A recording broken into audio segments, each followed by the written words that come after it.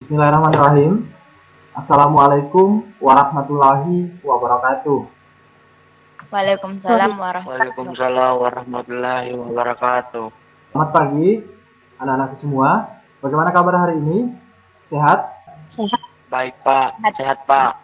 Sebelum kita memulai kegiatan kita hari ini, terlebih dahulu mari kita sejenak berdoa agar kegiatan kita hari ini mendapat berkah dari Allah Subhanahu wa Ta'ala. Sejenak, mari kita menundukkan kepala kita, berdoa sesuai dengan agama dan kepercayaan kita masing-masing. Doa dimulai.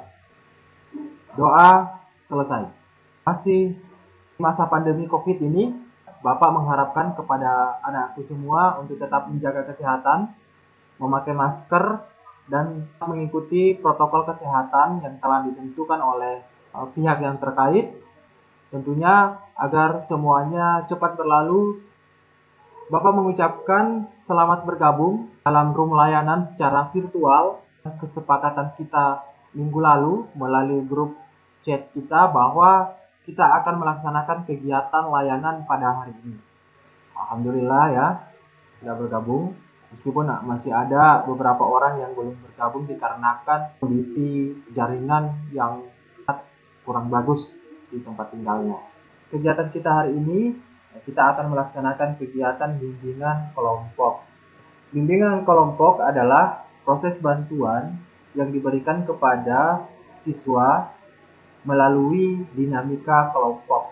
Tentunya dengan menggunakan beberapa teknik yang bisa menggunakan beberapa teknik dalam bimbingan kelompok.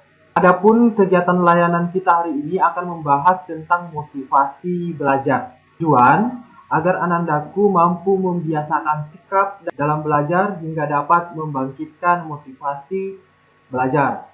Insya Allah kegiatan kita hari ini berlangsung selama 40 menit ke depan.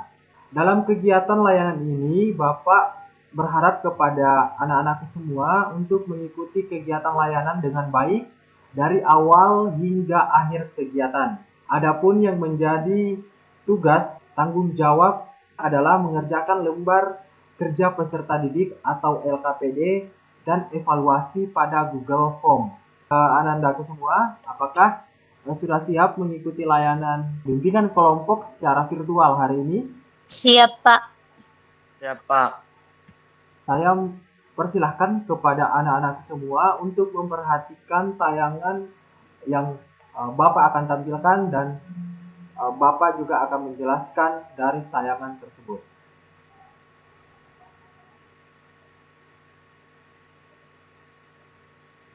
Pertama, apa itu motivasi belajar? Nah, jadi motivasi belajar itu adalah penggerak yang timbul dari dalam diri maupun dari luar diri seseorang untuk melakukan sesuatu yang akan menimbulkan kegiatan belajar dan memberikan arah pada kegiatan belajar. Motivasi sebagai penggerak dimaksudkan sebagai penggerak yang menimbulkan keinginan-keinginan seperti ingin tahu, ingin kreatif, dan lain sebagainya. Jenis-jenis motivasi belajar. Yang pertama adalah motivasi intrinsik. Yang kedua adalah motivasi ekstrinsik atau motivasi dari luar diri. Selanjutnya adalah faktor-faktor yang mempengaruhi belajar. Faktor yang mempengaruhi belajar yang pertama adalah faktor internal. Faktor yang ada dalam diri individu yang sedang belajar. Yang kedua adalah faktor eksternal. Faktor eksternal adalah faktor dari luar diri. Faktor dari luar diri individu yang ikut mempengaruhi belajar antara lain faktor keluarga atau lingkungan keluarga, faktor lingkungan sekolah, dan faktor lingkungan masyarakat. Faktor-faktor yang mempengaruhi motivasi belajar. Yang pertama adalah cita-cita atau karena adanya cita-cita. Yang kedua adalah kemampuan siswa. Yang ketiga, faktor kondisi siswa dan lingkungan. Keempat, unsur dinamis dan pengajaran atau mampu menyesuaikan diri dengan lingkungan sekitar. Yang kelima adalah upaya guru dalam pengajaran siswa. Tentunya guru atau pendidik dituntut untuk profesional dan memiliki keterampilan dalam pembelajaran atau pelayanan. Selanjutnya, trik dan tips dalam meningkatkan motivasi belajar. Pertama adalah dengan membuat agenda belajar.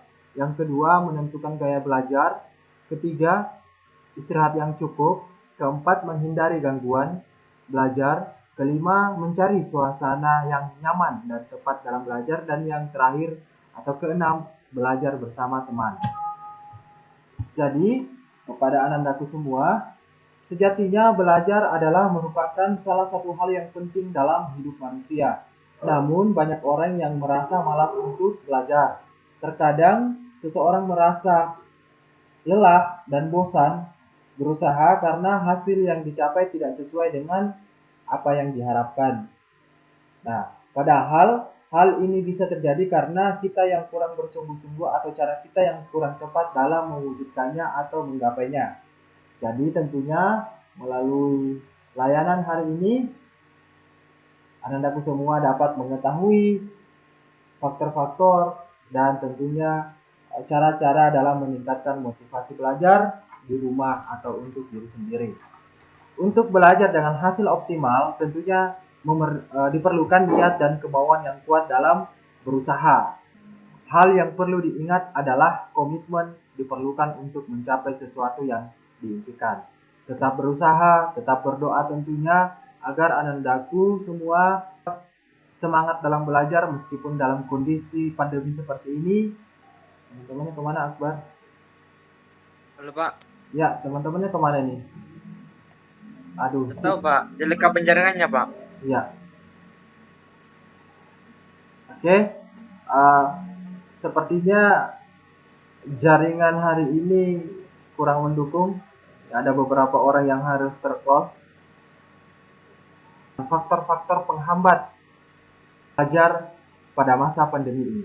Saya persilakan kepada anandaku untuk mengungkapkan faktor-faktor apa saja yang menghambat kegiatan belajarnya pada masa pandemi ini. Silakan. Faktor yang menghambat pembelajaran hari ini itu jaringan, Pak. Oke. Jadi Tidak ada di saya Pak. Oh, tidak ada kendala ya? Berarti Ya Pak. pembelajarannya secara daring ini sudah mendukung semuanya. Media-medianya sudah mendukung. Ya Pak. Oke. Ya Pak. Dari awal pembelajaran hingga akhir ini refleksi yang dapat saya berikan itu pertama sangat membantu sekali di pembelajaran secara daring atau daring karena adanya pandemi COVID-19 dan kita tidak diperbolehkan belajar di sekolah. Maka kedua terkait dengan yang Bapak sampaikan tadi, saya dapat menentukan faktor-faktor faktor-faktor yang meningkatkan motivasi belajar secara daring atau online. Dari awal pembelajaran sampai sekarang Pak, kita tidak dapat belajar di sekolah karena adanya kendala COVID-19 dan saya dapat memahami apa faktor-faktor dalam pembelajaran Pak. Oke, terima kasih. Kegiatan kita ini akan segera berakhir. Dari kegiatan layanan kita pada hari ini, tentunya dapat menentukan kegiatan-kegiatan atau hal-hal yang dapat meningkatkan motivasi belajarnya. Bapak mengucapkan banyak terima kasih kepada anak-anakku telah mengikuti kegiatan layanan bimbingan kelompok secara virtual hari ini. Sebelum Bapak menutup kegiatan kita, mari kita bersama-sama mengucap hamdalah. Alhamdulillahirrahmanirrahim. Oke nak, saya kira sudah cukup. Terima kasih. Saya akhiri dengan ucapan wabillahi taufiq wal hidayah. Wassalamualaikum warahmatullahi wabarakatuh. Waalaikumsalam warahmatullahi wabarakatuh.